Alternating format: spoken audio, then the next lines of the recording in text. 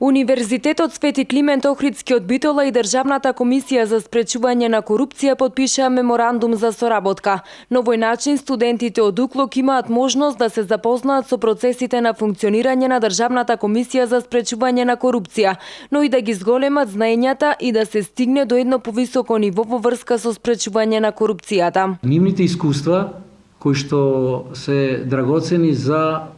сите институции треба да бидат пренесени и на нашиот универзитет, а тоа ќе биде организирано преку систем на вклучување нивно преку тие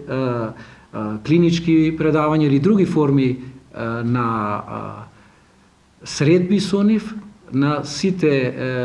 ќе речам релевантни субјекти на нашиот универзитет, на тој начин да ги пренесат нивните искуства во борбата со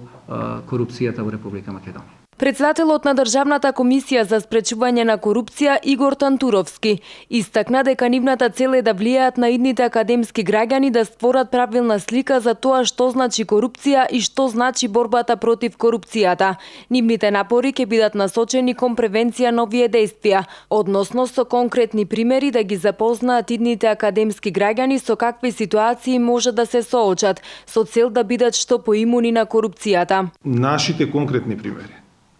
нашите конкретни случаи, посетата на студентите на нашата институција и системот на работа кој го има нашата институција,